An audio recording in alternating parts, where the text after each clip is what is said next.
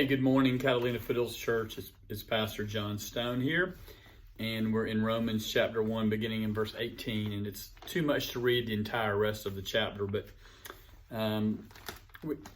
Paul here begins his explanation of why people need salvation. His basic answer is all men are born with a sinful nature and they reject God.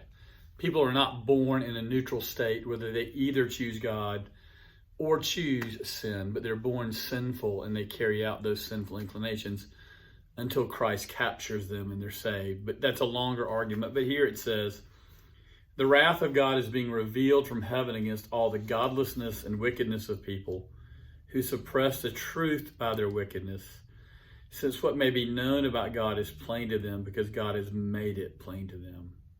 For since the creation of the world, God's invisible qualities, his eternal power, and divine nature have been clearly seen, being understood from what has been made, so the people without excuse. He further says in verse 24, I'm skipping down, therefore God gave them over in the sinful desires of their hearts to sexual impurity. And it goes on to describe that.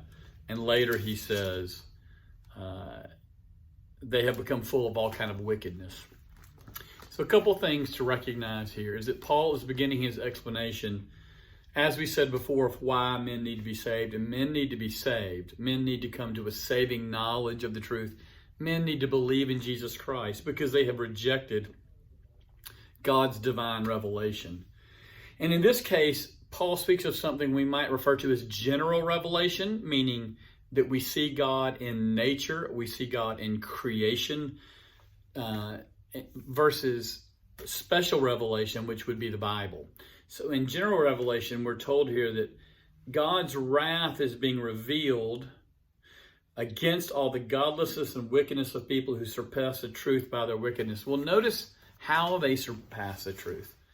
They do it with their wickedness. This is why many of us have had friends, and this is very sad, who have turned away from Christ, and we discovered they turned away from Christ because they had begun to, we might say, sin, have wickedness. They had already begun to have the affair.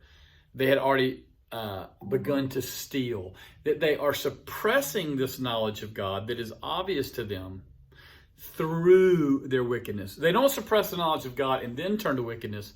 As they turn to wickedness, they immediately suppress the truth about God. And this truth is obvious, he says in verse 20, since the creation of the world, God's invisible qualities, his eternal power and divine nature, have been clearly seen, so that men are without excuse. And this will be a theme for Paul in chapters 1, 2, and into basically into 3, and that is this. Men are without excuse. Men love wickedness, and they have rejected the knowledge of God. And don't forget that Jesus said in John 3:16 that men loved darkness more than light. He says there, God agape the world and men agape darkness. Go read that John 3:16 passage. Men love darkness. We're born with a sinful heart.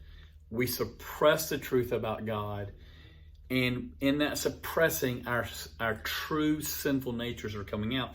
But I want you to notice something. It's easy for people to say, I don't like this idea of a wrathful God or an angry God or a God who gets people. And while it is certainly true that the wrath of God is being revealed, I think it's a wrath that's worth noticing. It just says in verse 24, God gave them over in the sinful desires of their hearts to what they wanted. God is not in heaven angry like an angry drunk man or an angry scorned woman or an angry scorned man or an angry drunk woman. No, God is content in himself and is happy in himself. And he's saying to the human beings, if you don't want the knowledge of me, if you don't want to know why I made you and what I made you for, then follow your hearts. You can have what you want. And he gives us over to our desires. It's a frightening thing to recognize that God's wrath and God's judgment is not lightning bolts from heaven that kill us or the earth opening up to destroy us. It's God simply saying, okay, if you want it, you can have it. Go be who you want to be. And what's clear is who we want to be is not fearers of God, but worshipers of ourselves. It's a sobering thing. This is a beautiful passage. We're going to be in it for about 2 weeks. Heavy stuff here, beautiful, important stuff. It's God's word. We believe it. We want to love it. We want to follow God. Good to be with you. I hope you've had a great weekend, having a great week. We'll talk to you soon.